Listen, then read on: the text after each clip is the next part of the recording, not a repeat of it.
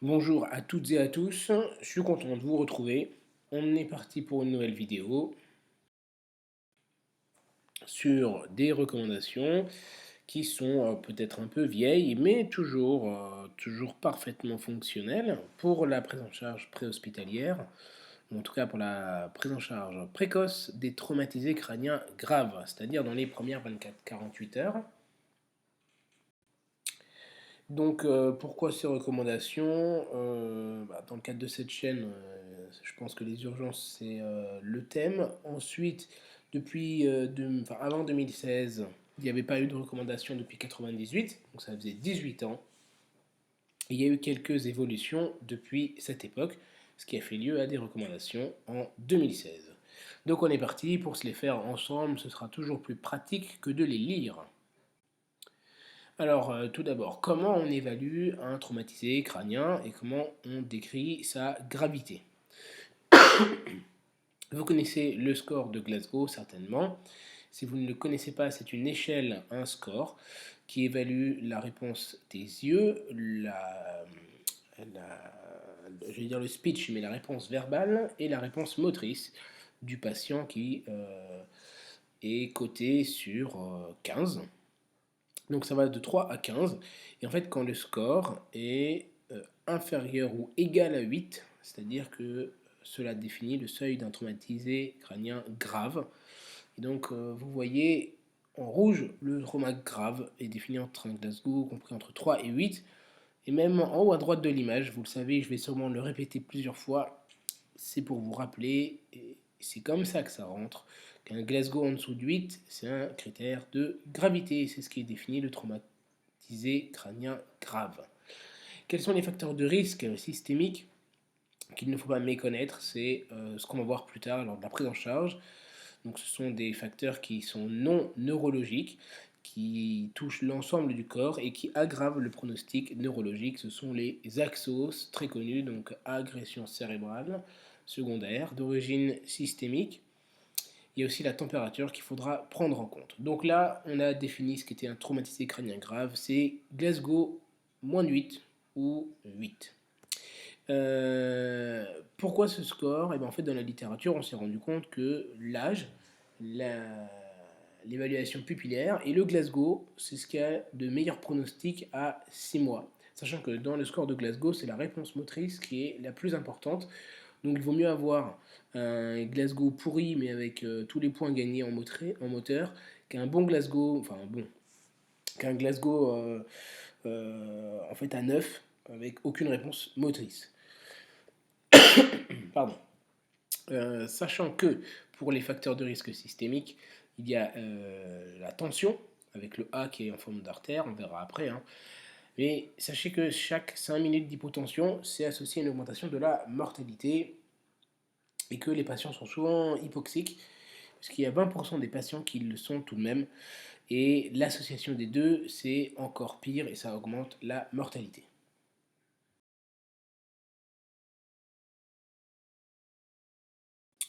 On va donc voir après cette jolie transition, n'est-ce pas, le score de Glasgow un peu plus détaillé et un moyen, pour ceux qui ne le connaissent pas très bien, de l'évaluer rapidement et de s'en souvenir. Donc, je vous ai dit, on évalue les yeux, la réponse verbale et la réponse motrice. Donc, spontanément, on voit comment est le patient. Hein. S'il a les yeux ouverts, qui parle et qui bouge, ça va, c'est Glasgow 15. Par contre, si jamais il n'y a pas de réponse, s'il n'a pas les yeux ouverts ou s'il ne bouge pas spontanément, on va essayer de le stimuler, de l'appeler. Et on peut lui poser une question simple. Monsieur, monsieur ou madame, madame, réveillez-vous. Est-ce qu'il ouvre les yeux ou pas? Vous voyez tout de suite si vous pouvez coter le Glasgow. Donc pour les yeux et pour la réponse verbale, c'est relativement assez simple, mais le moyen le plus simple, c'est selon les réponses. Si vous vous demandez en quelle année il est, si vous dites 94, 2004, 2014, alors c'est volontiers d'avoir pris ces chiffres-là. Si vous donne un chiffre qui se termine par 4, c'est que la réponse est confuse. Ça vous permet de coter la réponse verbale à 4. Si vous répond balançoire au lieu de la bonne année ou d'une mauvaise année, c'est une réponse qui est relativement inappropriée. Et si oui, gna gna gna, ça veut dire que la réponse est totalement incompréhensible, donc c'est coté à 2. S'il n'y a pas de réponse verbale, c'est 1. Pour l'ouverture des yeux, c'est plus simple, hein, parce qu'en fait, si on l'appelle et qu'il ouvre les yeux, c'est 3. Et si on est obligé de lui frotter le torse ou de faire une manœuvre de Pierre-Marie Foy, qu'il ouvre les yeux, c'est une réponse à la douleur côté 2, donc je n'ai pas mis de moyens mémotechniques pour vous en rappeler. Et la réponse motrice, on frotte le torse, on voit si les mains viennent ôter la nôtre, et donc si c'est approprié, c'est à 5. Sinon, s'il y a juste un évitement, s'il se bouge un peu, c'est côté que à 4.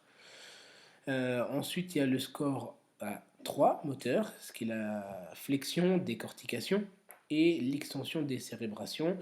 Un moyen de vous en rappeler, vous voyez que ce qui est mieux, c'est le score à 3. Donc la petite fille qui tend les bras vers elle, c'est le mouvement de flexion, de décortication, parce que c'est un peu mieux, donc c'est à 3.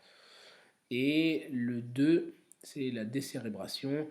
C'est ce qui est moins bien, vous voyez, l'enfant qui a les bras le long du corps et qui viennent presque s'enrouler autour de ses poches.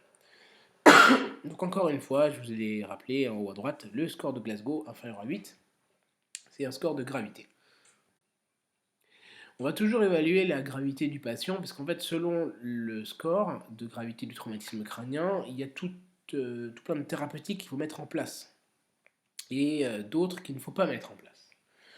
Alors comment on évalue la gravité d'un traumatisé crânien?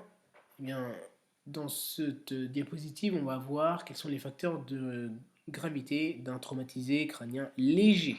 Léger, donc c'est-à-dire que le score de Glasgow est correct, enfin correct, supérieur à 12. Eh bien, il faut rechercher, et dans tous les cas, il faut rechercher des signes de fracture de la base du crâne, que sont une rhinorrhée. Donc la rhinorrhée, ça peut se voir tout simplement, on prend une éponge, hein, une compresse sèche, et on vient poser la compresse au niveau du bord du nez, au niveau des oreilles, et on regarde derrière les oreilles, et on regarde les yeux pour ainsi rechercher une rhinorrhée, je vous l'ai dit, qui peut être un écoulement de liquide cérébrospinal ou cérébrospinal, une autorrhée ou une autorragie même, hein. Ça peut être soit un écoulement de sang, donc c'est fracture de l'os temporal. Il peut y avoir un hémotympan, c'est aussi une fracture de l'os temporal. Un hématome rétro-auriculaire, c'est le signe de Battle, que j'évoque dans une des vidéos. Il y a un hématome périorbitaire, ça c'est pour les fractures dites de l'euphoре. Ce sont les fractures de la base du crâne, qui sont de mauvais pronostics. Il faut chercher une embarrure, donc on palpe le scalp, voir s'il n'y a pas un trou, ou en tout cas un défect. Et on recherche aussi des arguments en faveur d'une épilepsie post-traumatique ou d'un déficit focal, qui sont des signes de gravité, et qui, en cas de déficit focal, nous pousseront à réaliser une imagerie injectée, on le verra après, et rechercher des signes de coagulopathie, qui sont des signes de mauvais pronostic. Et tous ces signes, même présents chez un traumatisé léger, c'est-à-dire même un Glasgow 15, hein, ça doit nous pousser à réaliser une imagerie rapidement. La RFE précise qu'il n'y a pas d'intérêt à utiliser des biomarqueurs. Et par contre, l'utilisation du Doppler transcrânien par une équipe entraînée est très efficace. Encore une fois, Glasgow moins de 8, c'est critère de gravité. Qu'est-ce qu'on fait en préhospitalier? Alors l'intérêt de la prise en charge préhospitalière, c'est d'orienter le patient suite à l'évaluation. C'est pour ça qu'il faut s'attarder sur une bonne évaluation du traumatisme crânien. La pression artérielle a pour objectif d'être au moins égale à 110 et on dit que la PAM, donc la pression artérielle moyenne, je ne l'ai pas marqué, hein, mais la PAM doit être à au moins 80. Donc traumatisme crânien, du coup on n'est plus sur du 60 de PAM l'objectif, on est sur du 80 de PAM. Donc on va rapidement devoir mettre en place des amines, donc de l'éphédrine, de la noradrénaline, ces choses-là, pour maintenir une pression de perfusion cérébrale suffisante. Je vous ai dit pourquoi c'est important de grader le traumatisme crânien, puisque suivant le score, il faudra intuber le patient. Donc l'intubation se fait si le traumatisme crânien est dit grave, donc Glasgow moins 8. L'objectif de la ventilation, c'est 35 plus ou moins 5, donc entre 30 et 35 pour la PCO2. Et l'hypocapnie entraîne une vasoconstriction, une hypercapnie, une vasodilatation. Bon, pour vous en rappeler, ça va dans le même sens que la taille du diamètre des artères, pour schématiser, mais vous en rappellerez comme ça. Et bien sûr, la sédation est très à risque de troubles hémodynamiques. Encore une fois, Glasgow-8, c'est un score grave. Donc, la recommandation d'experts discute de l'indication d'injecter l'imagerie afin de rechercher une dissection d'un vaisseau. Et donc, dans quel cas il faudra injecter? Eh bien, s'il y a un déficit focal qui est non expliqué, s'il y a un syndrome de Claude Bernard Horner, s'il y a une fracture du rachis ou de la base du crâne, donc j'ai marqué crâne exprès avec un K, pour le KFC vous allez voir, donc c'est une fracture Lefort 2 ou 3, c'est une fracture de la face, et une lésion des tissus mous du cou, donc on retrouve le C pour le KFC, donc c'est crâne, face, cou, et vous voyez l'image à côté, ça permet de vous en rappeler un peu plus. Donc c'est des éléments qu'il faut chercher. Bon, fracture du rachis et de la base du crâne, autant on peut voir s'il y a autoragie, signe de battle, tout ça, on le recherche. Fracture de l'effort, ça saute un peu plus aux yeux parce qu'il y a le massif très démacié de l'emphysème, etc. Par contre, il faut penser quand même à toucher, bien palper le cou et regarder les pupilles comme d'habitude. Déficit focal, c'est un peu plus difficile, surtout si on l'a intubé le patient. Donc voilà les indications d'injecter l'imagerie en cas de traumatisme crânien. Encore une fois, Glasgow-8, c'est un score de mauvais pronostic. Et un dernier détail avant de passer à la diapositive suivante, il y a moins de 8% des patients qui, avec scanner normal, développeront malgré cela une hypertension intracrânienne. Donc, c'est pas parce qu'un scanner est normal que ça élimine obligatoirement le mauvais pronostic et le risque d'hypertension intracrânienne. Cette diapositive présente l'indication neurochirurgicale. Donc, selon le résultat du scanner, ou selon la clinique même, il va y avoir des indications de neurochirurgie par la suite, ce qui va permettre de limiter le risque d'hypertension intracrânienne, puisqu'en fait c'est le risque principal. Et même en post-opératoire, hein, s'il y a des signes d'hypertension intracrânienne, il y a quand même 50% de récidive. Donc vous voyez, malgré la chirurgie, il y a de forts risques d'hypertension intracrânienne. Quels sont ces signes qu'il faut rechercher? C'est l'hématome extradural, symptomatique. Donc c'est, vous vous rappelez, une lentille, en forme de lentille, hein, c'est pas celui en forme de lune. En cas d'hématome sous-dural, qui est dit épais, donc de plus de 5 mm, ou quand il y a une déviation de la ligne médiane de 5 mm. La lune, j'ai marqué, doit être assez grosse. Donc c'est ce qui est en forme de lune, hein, l'hématome. L'hydrocéphalie aiguë, ou la disparition des ventricules. S'il y a des signes d'embarrure, hein, donc c'est quand il y a un éclat osseux qui va en direction qui est concave en direction du cerveau, hein, il y a un trou quoi. Ça peut soit être ouvert, donc là bon, évidemment c'est indication neurochirurgicale, mais ça peut être fermé aussi. Et encore une fois, c'est le déplacement de la ligne médiane, donc de 5 mm. C'est la ligne médiane hein, qu'il faut regarder. Pour vous en rappeler le petit schéma, donc la lune avec ses larmes pour l'hydrocéphalie. Il y a 5 larmes, c'est pas pour rien, parce que c'est les 5 mm de la déviation de la ligne médiane.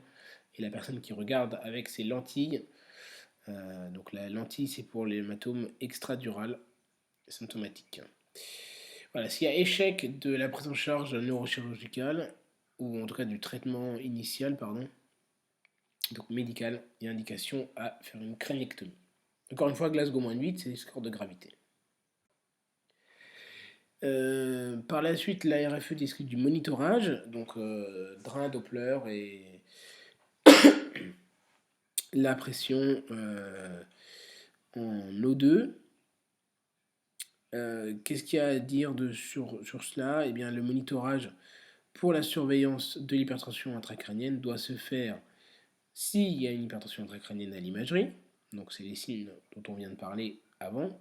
S'il y a une chirurgie périphérique, donc non cérébrale, qui risque d'être longue et à risque d'instabilité, ça peut être aussi trauma abdo par exemple, ou trauma pelvien. Si on ne peut pas évaluer à l'examen clinique, si on ne peut pas grader le score neurologique du patient. et s'il y avait un hématome qui était à risque. Donc s'il y a un score moteur inférieur à 5, une anisocorie, s'il est instable sur le plan hémodynamique, si le scanner montre des signes de gravité, un œdème périopératoire. Bref, en tout cas, s'il y a des signes de gravité à l'imagerie, ou si on ne peut pas surveiller, ou s'il y a déjà des signes d'hypertension, eh bien on va surveiller la tension intracrânienne. On peut se permettre de ne pas monitorer, même s'il y a un trauma qui est grave, avec un scanner normal et un Doppler normal, on n'est pas obligé dans ces cas-là de monitorer. Maintenant, ça relève moins de l'urgence, enfin de l'urgentiste, mais plus du neurochirurgien ou du réanimateur. Je laisserai les professionnels commenter s'ils veulent dans la partie des commentaires. Comment on surveille? Donc soit un drain ventriculaire, soit le Doppler transcrânien, soit par la pression tissulaire en oxygène. C'est un des 3 moyens de monitorer la pression intracrânienne. Je vous ai dit, le risque, c'est l'hypertension intracrânienne. J'ai fait une vidéo sur l'hypertension intracrânienne. Vous irez checker. Donc, l'objectif de la pression intracrânienne, c'est moins de 20, moins de 25. Et la pression de perfusion cérébrale, c'est entre 60 et 70. Donc, avec ça, on a le score, parce que PPC égale PAM moins pic. Donc ça vous donne la valeur de la pression artérielle moyenne à mettre ou à contrôler pour permettre une pression intracrânienne suffisante, ou correcte en tout cas. Et donc s'il y a des signes d'engagement ou d'aggravation neurologique, dans ces cas-là, on peut être amené à utiliser du mannitol, 20%, donc 1 g par kilo, ou du sérum salé hypertonique, 3%, 30 ml. Les deux agissent assez rapidement, en moins de 10 minutes, et durent 2-4 heures. Il faut faire attention juste à la durée osmotique du mannitol. Et on n'utilise pas d'hypocapnie contre l'hypertension intracrânienne. S'il y a un polytraumatisme, on privilégie l'hémodynamique et le ventilatoire. Donc, s'il y a un saignement digestif, on fait un packing. S'il y a un trauma thoracique, on ventile et on fait la chirurgie thoracique. Et après, on voit la surveillance neurologique. Bon, ça c'est vraiment c'est plus compliqué, donc on va s'abstenir des détails. Il ne faut pas réaliser de chirurgie à risque hémorragique si possible, bon, ça coule de sens. Si possible, on surveille la pression intracrânienne, donc en fait c'est dans les indications de surveillance de la pression intracrânienne. On ne traite pas de manière préventive l'épilepsie, donc on ne met pas d'antiépileptique d'office. Par contre, si évidemment il y a une crise d'épilepsie, on la traite. Et la craniectomie est à risque de convulsion post-traumatique. De préférence, on utilisera l'évétiracétam, qui est le Keppra, et la phénitoïne est un peu plus à risque que le Keppra. Il y a plus d'effets secondaires. Encore une fois, Glasgow-8, c'est signe de gravité. Donc on a bientôt terminé. Il y a un point sur l'homéostasie. Il ne faut pas induire d'hypernatrémie, ce qui a des risques d'effets secondaires. L'idée étant de faire un appel pour diminuer l'œdème cérébral. Non, ça ne marche pas. On n'administre pas des corticoïdes. Ça fait une surmortalité. Et on contrôle la glycémie entre 1,4 et 1,8. Et il faut faire gaffe parce qu'il y a des hyperglycémies de stress et de l'insulinorésistance. Bref, je ne rentre pas dans les détails. Par contre, parenthèse sur les axos, primordial, pour vous rappeler ce que sont les agressions cérébrales secondaires d'origine systémique. Un moyen de s'en rappeler, c'est tout simplement un bel acronyme, et celui-là c'est le A pour artère tension, donc l'objectif c'est la PAM à 80. Le C c'est pour la capnie, hypocapnie, qui entraîne plutôt une vasoconstriction. L'objectif c'est 35, plus ou moins 5. Le S pour la sédation-stimulation, on traite l'épilepsie. Le O c'est pour l'oxygène, on lutte contre l'hypoxie en urgence. Le grand S pour le sel et le sucre, avec une osmolarité plasmatique contrôlée, c'est une natrémie à 140, une glycémie entre 1,4 et 1,8. Le T, enfin, l'axos tempère le cerveau, c'est pour la normothermie. Et le petit schéma, ça rentre encore plus et vous pourrez mieux vous en servir. Encore une fois, pour vous rappeler, l'intubation orotrachéale est à risque. Et enfin, dernière diapositive, les particularités pédiatriques. Eh bien, en fait, pour la faire courte, il faut traiter la tension intracrânienne, la pression intracrânienne à partir de 20 mm de mercure, même si la pression de perfusion cérébrale varie selon l'âge. Donc ça, c'est vraiment trauma center dépendant, ça dépasse largement mes compétences. Mais ce que précise la RFE, c'est qu'il faut avoir le monitoring de la pression intracrânienne plus facile pour les enfants que pour les adultes. Voilà, c'était tout pour moi. J'espère que la vidéo vous a plu. Si c'était le cas, ne manquez pas de vous abonner en cliquant sur la cloche des notifications aussi pour ne pas rater les prochaines vidéos, de mettre un pouce bleu, c'est très encourageant. Il ne me reste plus qu'à vous dire de prendre soin de vous et de vos patients.